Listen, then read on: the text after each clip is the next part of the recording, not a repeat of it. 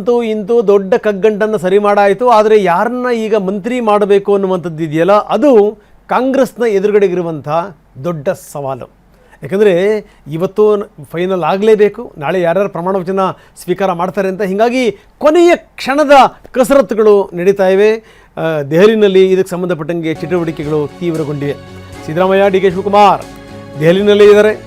ಮೇಲಿಂದ ಮೇಲೆ ಮೀಟಿಂಗ್ಗಳು ನಡೀತಾ ಇವೆ, ಮ್ಯಾರಥಾನ್ ಮೀಟಿಂಗ್ಸ್. ವೇಣುಗೋಪಾಲ್ ಅವರಿಗೆ ಡಿ ಕೆ ತಮ್ಮ ಪಟ್ಟಿ ರವಾನಿಸಿದ್ದಾರೆ, ಸಿದ್ದರಾಮಯ್ಯನವರು ಕೂಡ ತಮ್ಮ ಪಟ್ಟಿ ಕೊಟ್ಟಿದ್ದಾರೆ. ಎರಡೆರಡು ಪಟ್ಟಿಗಳು, ಒಂದು ನಿರ್ಧಾರಕ್ಕೆ ಬರಬೇಕು. ಕೆ ಸಿ ವೇಣುಗೋಪಾಲ್ ಪಟ್ಟಿ ನೋಡಿದ್ದಾರೆ, ಸುರ್ಜೇವಾಲಾ ಕೂಡ ಪರಿಶೀಲನೆ ಮಾಡಿದ್ದಾರೆ. ಯಾರನ್ನ ತೆಗಿಬೇಕು, ಯಾರನ್ನ ಸೇರಿಸಬೇಕು ಅನ್ನುವಂಥದ್ದು ಇದೆಯಲ್ಲ, ಅದು ಒಂದು ದೊಡ್ಡ ಪ್ರಶ್ನೆ. ಒಂದು ಚೂರು ಎಡವಟ್ಟಾದರೂ ಕೂಡ ಮೈಮೇಲೆ ಬರುತ್ತೆ, ಇದು ಗೊತ್ತಿದೆ ನಾಯಕರುಗಳಿಗೆ. ಹೀಗಾಗಿನೇ ಅಳೆದು ತೂಗಿ ನಿರ್ಧಾರಕ್ಕೆ ಬರಬೇಕು. ಎಲ್ಲವನ್ನೂ ಸರಿ ಮಾಡಿ ಈ ಮಂತ್ರಿ ಮಾಡೋ ವಿಚಾರದಲ್ಲಿ ಎಡವಟ್ಟಾಯಿತು ಅಂದ್ಬಿಟ್ರೆ ಎಡವಟ್ಟುಗಳೇ ಸಾಲ ಸಾಲ ಎಡವಟ್ಟುಗಳಾಗ್ಬಿಡ್ತವೆ. ನಿನ್ನೆ ಖರ್ಗೆ ನಿವಾಸದಲ್ಲಿ ಒಂದು ಮೀಟಿಂಗ್ ಫಿಕ್ಸ್ ಆಗಿತ್ತು, ಅದು ಪೋಸ್ಟ್ಪೋನ್ ಆಯಿತು. ಇವತ್ತಾಗತ್ತೆ ಅದು ಮೀಟಿಂಗ್. ರಾಹುಲ್ ಗಾಂಧಿಯವರ ಜೊತೆಗೆ AICC ಅಧ್ಯಕ್ಷ ಖರ್ಗೆ ಚರ್ಚೆ ಮಾಡ್ತಾರೆ. ಇವತ್ತು 11 ಗಂಟೆ ಮೀಟಿಂಗ್ ಆಗುತ್ತೆ. ಅಂದರೆ ಈ ಪಟ್ಟಿ ಏನಿದೆಯಲ್ಲ, ಮೊದಲ ಹಂತದ ಪಟ್ಟಿ, ಆ ಮೊದಲ ಹಂತದ ಪಟ್ಟಿಯ ಪರಿಶೀಲನೆ ಆಗುತ್ತೆ. ಇವತ್ತೇ ಅಂತಿಮ ಮುದ್ರೆ ಬೀಳುತ್ತೆ ಅಂತ ಮೂಲಗಳು ಹೇಳ್ತಾ ಇವೆ.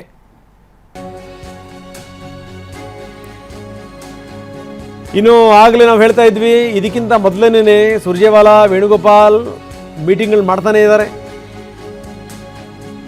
ಇನ್ನು ಇವತ್ತು ಖರ್ಗೆ ಮತ್ತು ರಾಹುಲ್ ಭೇಟಿಗೂ ಮೊದಲನೇ ಮತ್ತೊಂದು ಸರಿ ಮೀಟಿಂಗ್ ಆಗುತ್ತೆ. ಸಿದ್ದರಾಮಯ್ಯನವರ ಜೊತೆಗೆ ಮಾತುಕತೆ ಮಾಡಿದ್ದಾರೆ ನಾಯಕರುಗಳು. ಸಂಭಾವ್ಯ ಸಚಿವರ ಪಟ್ಟಿ ಹಿಡ್ಕೊಂಡು ಇನ್ನು ಈ ಮೀಟಿಂಗ್ ಆಗ್ತಿರುವಂಥ ಸಂದರ್ಭದಲ್ಲೇ ಡಿ ಕೆ ಶಿವಕುಮಾರ್ ಅವರಿಗೆ ವೇಣುಗೋಪಾಲ್ ಕರೆ ಮಾಡಿದರು. ಸಿದ್ದರಾಮಯ್ಯ ಸಭೆ ಆದಮೇಲೆ ಡಿ ಕೆ ಶಿವಕುಮಾರ್ ಜೊತೆಗೆ ಕೆ ಸಿ ವೇಣುಗೋಪಾಲ್ ಮೀಟಿಂಗ್ ಮಾಡ್ತಾರೆ. ನೋಡಿ ಹೆಂಗಿದೆ ಅಂತ. ಅವ್ರ ಪಟ್ಟಿ ಕೊಟ್ಟಿದ್ದಾರೆ, ಇವ್ರ ಪಟ್ಟಿ ಕೊಟ್ಟಿದ್ದಾರೆ. ಯಾವುದೇ ಅವಸರದ ನಿರ್ಧಾರಕ್ಕೆ ಬರಂಗಿಲ್ಲ, ಯೋಚನೆ ಮಾಡೇ ತೀರ್ಮಾನಕ್ಕೆ ಬರಬೇಕು.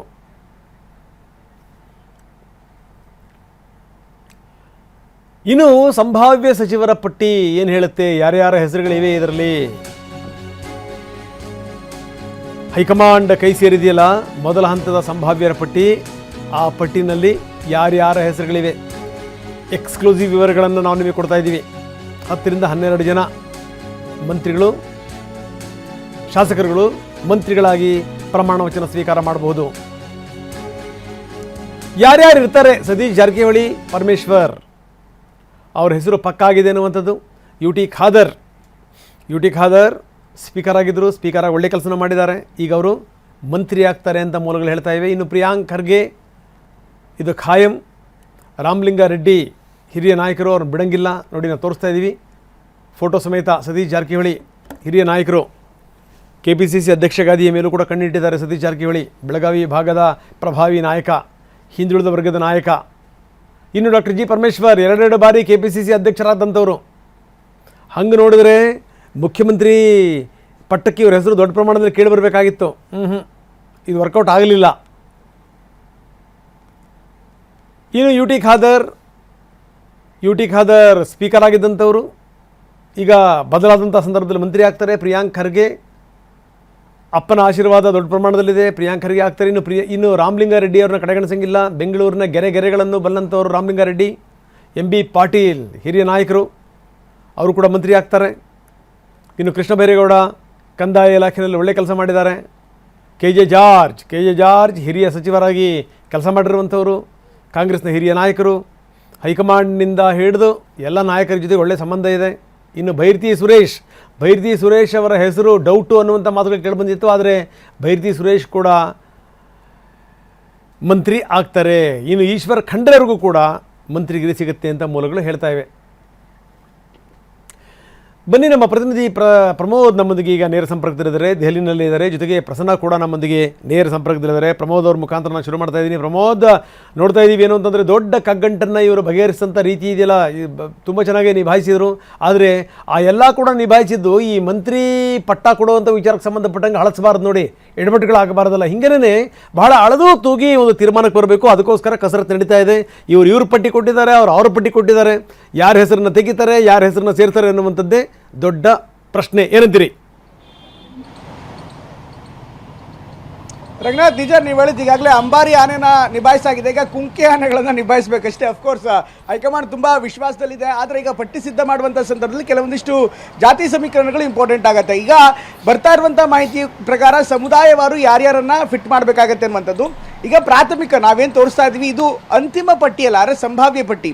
ಈ ಪ್ರಾಥಮಿಕ ಹಂತದಲ್ಲಿ ಒಂದೆರಡು ಬದಲಾವಣೆ ಆಗುವಂಥ ಸಾಧ್ಯತೆ ಇದೆ, ಅಥವಾ ಡಿಲಿಷನ್ಸ್ ಆದರೂ ಕೂಡ ಆಶ್ಚರ್ಯನಿಲ್ಲ. ಇನ್ನು ಸಮುದಾಯವಾರಗಳನ್ನು ನೋಡ್ತಾ ಇದ್ರೆ SC ಇರ್ಬೋದು, ST ಇರ್ಬೋದು, ಒಕ್ಕಲಿಗ ಇರ್ಬೋದು, ಲಿಂಗಾಯತ ಇರ್ಬೋದು, ಅದ್ರ ಜೊತೆಗೆ ಅಲ್ಪಸಂಖ್ಯಾತ ಹಾಗೂ ಮುಸ್ಲಿಂ, ಈ ಎಲ್ಲ ಸಮುದಾಯಗಳಿಗೂ ಕೂಡ ಇನ್ನಷ್ಟು ರೆಪ್ರೆಸೆಂಟೇಷನ್ಸ್ನ ಹೇಗೆ ಕೊಡಬೇಕು ಅನ್ನೋದ್ರ ಬಗ್ಗೆ ಚರ್ಚೆ ನಡೀತಾ ಇದೆ. ನಿನ್ನೆ ಸಿದ್ದರಾಮಯ್ಯವ್ರನ್ನೂ ಕೂಡ KC ವೇಣುಗೋಪಾಲ್ ಅವರ ನಿವಾಸಕ್ಕೆ ಕರೆಸಿಕೊಳ್ಳಲಾಗಿತ್ತು. ಅಲ್ಲೂ ಕೂಡ ಅವರೇ ಸಿದ್ಧ ಮಾಡಿರುವಂಥ ಒಂದು ಪಟ್ಟಿಯನ್ನು ಕೊಟ್ಟಿದ್ದಾರೆ. ಅಟ್ ದ ಸೇಮ್ ಟೈಮ್ ಮತ್ತೊಂದು ಕಡೆಗೆ ಸಿದ್ದರಾಮಯ್ಯ ಭೇಟಿ ಆದ ಬಳಿಕ DK ಶಿವಕುಮಾರ್ ಅವರು ಕೂಡ KC ವೇಣುಗೋಪಾಲ್ ಅವರ ನಿವಾಸಕ್ಕೆ ತೆರಳಿ ಅಲ್ಲೂ ಕೂಡ ಸಭೆಯನ್ನು ಮಾಡಿದ್ರು. ಉಭಯ ನಾಯಕರ ಜೊತೆಗೆ ಪ್ರತ್ಯೇಕವಾದಂಥ ಸಭೆ ಆಗಿದೆ. ಇಲ್ಲಿ ಎರಡೂ ನಾಯಕರು, ಸಿದ್ದರಾಮಯ್ಯ ಇರ್ಬೋದು ಅಥವಾ ಶಿವಕುಮಾರ್ ಇರ್ಬೋದು, ಇಬ್ಬರು ಸಪ್ರೇಟ್ ಆದಂಥ ಒಂದು ಪಟ್ಟಿಯನ್ನು ಕೊಟ್ಟಿದ್ದಾರೆ. ಅದರಲ್ಲಿ ಕೆಲವೊಂದಿಷ್ಟು ಕಾಮನ್ ಹೆಸರುಗಳು ಇದ್ರೂ ಇರ್ಬೋದು. ಅದರ ಜೊತೆಗೆ ಅವರ ಬೆಂಬಲಿಗರನ್ನು ಅಕಾಮಿಡೇಟ್ ಮಾಡಬೇಕಾಗುತ್ತೆ. ಈ ಉದಾಹರಣೆಗೆ ಮುಸ್ಲಿಂ ಕೋಟಾ ಅಂತ ಬಂದಾಗ UT ಖಾದರ್ ಅವರ ಹೆಸರು ಕೂಡ ಇದೆ, ಸಮೀರ್ ಅಹಮದ್ ಖಾನ್ ಅವರ ಹೆಸರು ಕೂಡ ಇದೆ. ಈಗಾಗಲೇ ಕೆಲ ಮೂಲಗಳ ಪ್ರಕಾರ ಇಬ್ಬರ ಹೆಸರು ಫೈನಲ್ ಆಗಿದೆ ಅಂತ ಹೇಳಲಾಗ್ತಾ ಇದೆ. ಆದರೆ ಮೊದಲ ಹಂತದಲ್ಲಿ ಇಬ್ಬರನ್ನೂ ಕೂಡ ಏಕಕಾಲದಲ್ಲಿ ಪ್ರಮಾಣ ವಚನ ಸ್ವೀಕರಿಸೋದಕ್ಕೆ ಅನುಮತಿ ಸಿಗತ್ತಾ? ಈಗ ಪಟ್ಟಿಯಲ್ಲಿ ಅಂತಿಮವಾಗಿ ಸಚಿವರ ಪಟ್ಟಿಯಲ್ಲಿ ಉಭಯ ನಾಯಕರ ಹೆಸರು ಇರ್ಬೋದು, ಅಂದರೆ UT ಖಾದರ್ ಹೆಸರು ಕೂಡ ಇರ್ಬೋದು, ಸಮೀರ್ ಅವರ ಹೆಸರು ಕೂಡ ಇರ್ಬೋದು. ಆದರೆ ಮೊದಲ ಹಂತದ ಪ್ರಮಾಣದಲ್ಲಿ ಯಾರ ಹೆಸರು ಇರುತ್ತೆ ಅದು ಒಂದು ಈಗ ಫೈನಲ್ ಮಾಡಬೇಕಾಗುತ್ತೆ.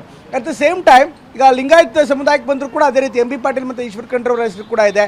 ಇನ್ನು OBC ಪಟ್ಟಿಲ ಹೇಳೋದಾದರೆ ಡಾಕ್ಟರ್ ಯತೀಂದ್ರ ಅವ್ರ ಜೊತೆಗೆ ಬೈರತಿ ಸುರೇಶ್ ಅವರ ಹೆಸರು ಕೂಡ ಇದೆ. ಹೀಗಾಗಿ ಮೊದಲ ಹಂತದಲ್ಲಿ ಯಾರು ಪ್ರಮಾಣ ವಚನವನ್ನು ಸ್ವೀಕರಿಸ್ತಾರೆ ಅದನ್ನು ಕಾದು ನೋಡಬೇಕಾಗುತ್ತೆ.